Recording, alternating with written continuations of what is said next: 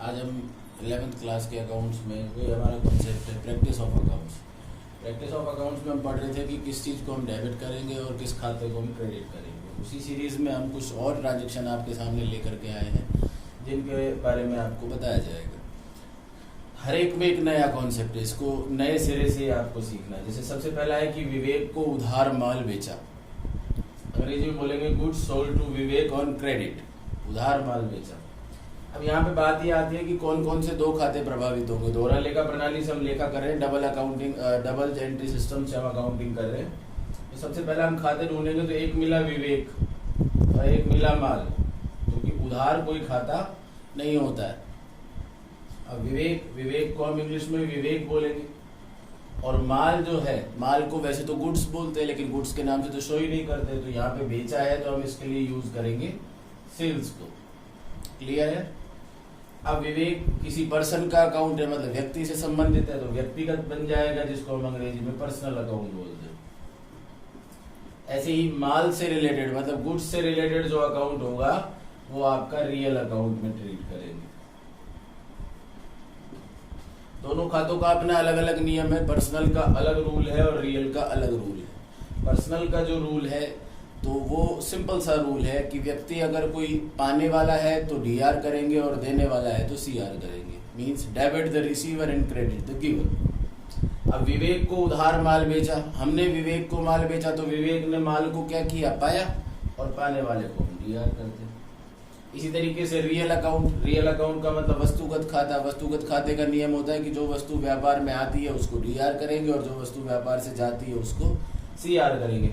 माल बेचा तो माल व्यापार से गया, तो जो वस्तु व्यापार से जाती है उसको सीआर करते हैं। तो ऐसे ट्रांजेक्शन आपने पहले भी पढ़े, लेकिन यहाँ पे इस ट्रांजेक्शन को लेने का मेरा जो पर्पज है वो केवल आपको इतना समझाना है कि जैसे यहाँ उधार व्यवहार आया, दो टाइप के ट्रांजेक्शन होते हैं।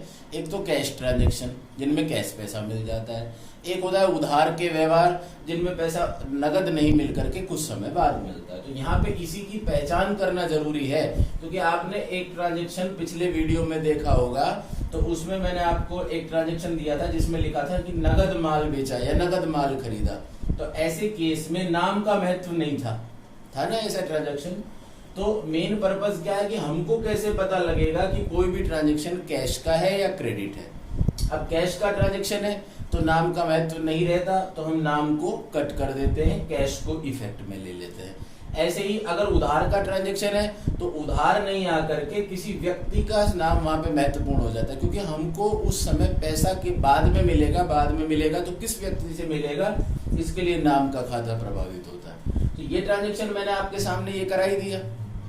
अब मैं आपको ये बताता हूँ, इसको तो आप देख ही चुके हैं, ठीक है। इसके अलावा हम इस ट्रांजेक्शन से आज ये लेते हैं कि कुछ जो मेन पॉइंट क्या आया यहाँ निकल करके कि हम कैसे पता लगाएं कि कौन सा व्यवहार उधार का है और कौन सा व्यवहार नगद का है। तो उसके लिए आप यहाँ देखें आज,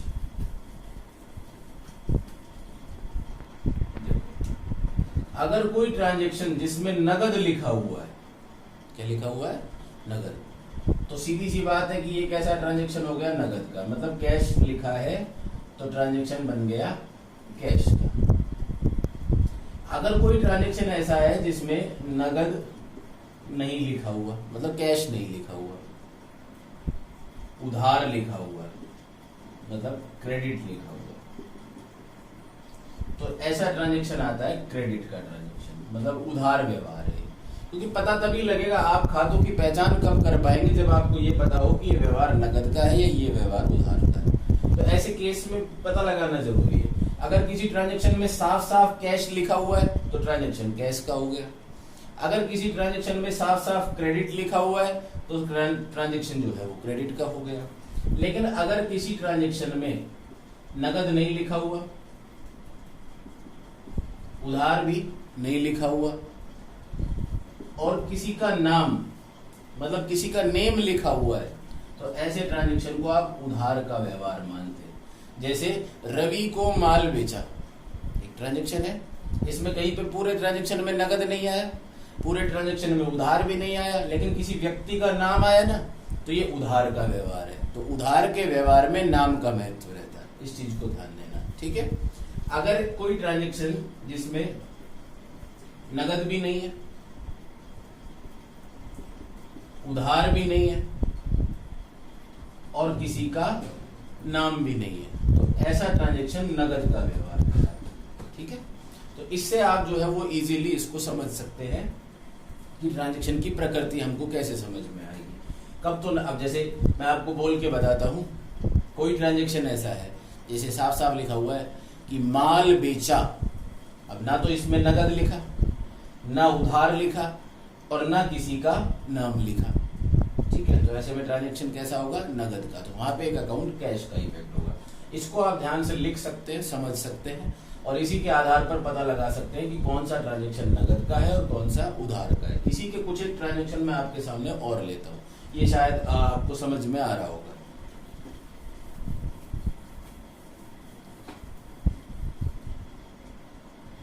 जैसे ट्रांजैक्शन है, मान लीजिए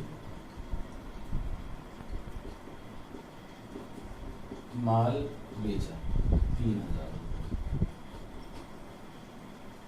गुड्स सोल्ड 3000। देखो अब ये ट्रांजैक्शन है, अब आपको कैसे पता लगेगा कि साहब ये नगद का व्यवहार है या उधार का है, तो सीधा सीधा पता लग रहा है ना तो नगद लिखा, ना नाम लिखा और ना नगद लिखा, ना उधार लिखा और ना किसी का नाम लिखा, तो नगद का व्यवहार है। तो ऐसे में जो ट्रांजैक्शन में इफेक्ट होगा, एक तो माल और एक होगा कैश, क्योंकि नगद का व्यवहार है तो नगद प्रभावित होगा। माल को हम लेंगे सेल्स के नाम से, सेल्स वस्तुगत खाता है क्योंकि माल से संबंधित है, रियल अकाउंट अंग्रेजी में बोलते हैं। कैश हमारी संपत्ति है तो वस्तुगत में आता है, जिसको भी हम रियल अकाउंट बोलते हैं। दोनों रियल अकाउंट हो गए तो दोनों पे रियल अकाउंट का रूल लागू होगा। रियल अकाउंट का रूल क्या था कि जो वस्तु व्यापार में आती है वो डीआर और जो वस्तु व्यापार से जाती है वो सीआर। अब बताओ माल बेचेंगे तो माल तो व्यापार से जाएगा तो सीआर हो जाएगा। ऐसे ही कैश, माल बेचेंगे तो पैसा आएगा तो डीआर हो जाएगा। इस तरीके से ट्रांजेक्शन। और एक ट्रांजेक्शन लेते हैं, जैसे उधार, इसको इस तरीके से लेंगे, हेमंत को माल बेचा। ऐसे ट्रांजेक्शन हम पहले भी ले चुके हैं, गुड्स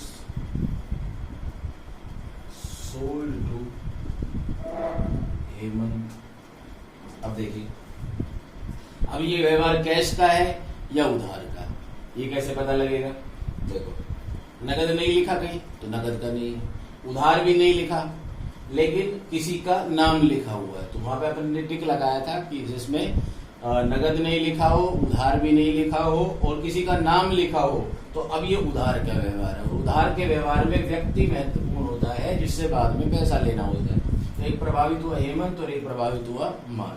हेमंत को हेमंत ही बोलेंगे, माल को बेचा है तो बोलेंगे सेल्स, ये किसी व्यक्ति से संबंधित है तो पर्सनल, और ये माल से संबंधित है तो वस्तुगत मतलब रियल।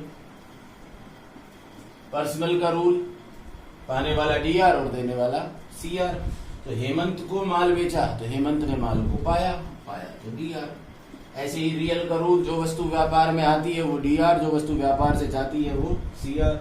माल बेचा तो माल गया तो सीआर गया। इस तरीके से ट्रांजेक्शन चलते हैं। तो आज के कॉन्सेप्ट में आपको ये पता लगेगा कि कौन सा व्यवहार नगद का है और कौन सा उधार का है, इसी के हिसाब से ट्रांजेक्शन चलता है।